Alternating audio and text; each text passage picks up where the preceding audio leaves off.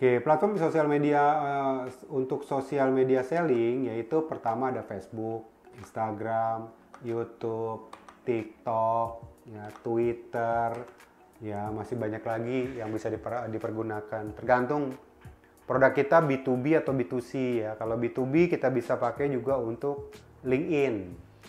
Ya LinkedIn itu juga cukup efektif buat jualan. Ya. Terus kemudian kalau B2C memang cocoknya ini. Nah inilah beragam platform yang teman-teman bisa pergunakan untuk kita jualan. Ya, kemudian membangun kepercayaan dan loyalitas pelanggan melalui media sosial. Ya, kita harus tentuin dulu tujuan dan target audiensnya. Bagaimana kita bisa ngebangun kepercayaan dan loyalitasnya. Balik lagi tergantung dari produk yang kita jual sebenarnya. Agar supaya kita bisa ngebangun dan loyal terhadap pelanggan, loyal terhadap produk kita. Balik lagi, kalau produk yang kita jual misalkan semacam perlengkapan sport gitu ya, nah itu paling gampang tuh kalau untuk membuat pelanggan menjadi loyal. Ya biasanya kita suka ngadain misalkan kayak semalam ya ada acara pertandingan antara Indonesia dengan Vietnam. Kita bisa bikin live di tempat usaha kita dan kita bisa undang beberapa teman-teman atau para follower kita untuk datang nonton bareng bersama.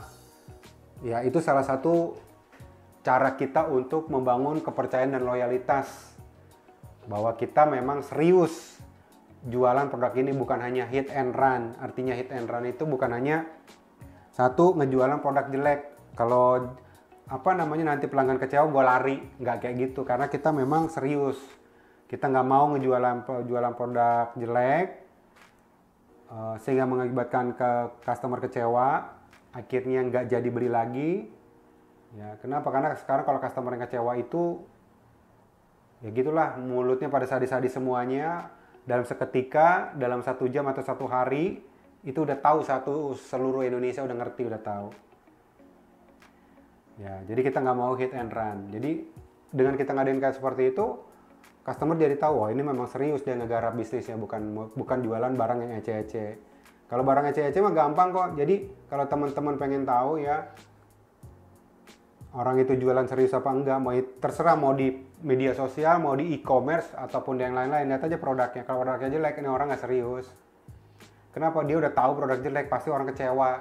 Kalau orang kecewa pasti nggak akan betah, pasti akan marah-marah, pasti akan ngomel-ngomel, pasti ribut. Nah kalau udah kayak gitu gimana mau bisnisnya langgeng? Artinya memang orang nggak serius untuk berbisnis. Kemudian membuat konten berkualitas tinggi. Udah pasti ya, karena kita memang serius, kita harus bikin konten berkualitas tinggi.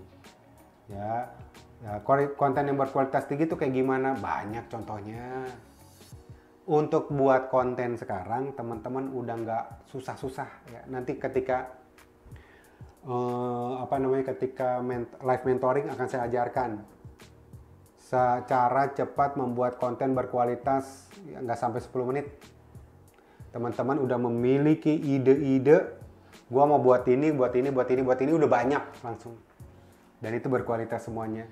Zaman sekarang udah enak, nggak sama seperti zaman dulu. Kalau zaman dulu, aduh, kita harus bikin skripnya dulu, konsepnya, dari sana bikin storyboardnya dan segala macam, baru syuting dan segala macam, wah ribet. Kalau sekarang toolsnya juga udah banyak, udah enak, sehingga membuat konten berkualitas tinggi udah semakin mudah. Memonitor kinerja media sosial wajib ya, minim seminggu sekali, itu paling lama, nggak boleh lewat dari seminggu sekali, minim harus teman-teman harus monitor kinerja media sosial kita per postingan. Dalam seminggu ada 3 posting, berarti 3 posting yang kita evaluasi agar kita tahu kinerjanya seperti apa, sehingga kita bisa membuat strategi penjualan mempergunakan media sosial di minggu berikutnya, bulan berikutnya dengan lebih baik lagi.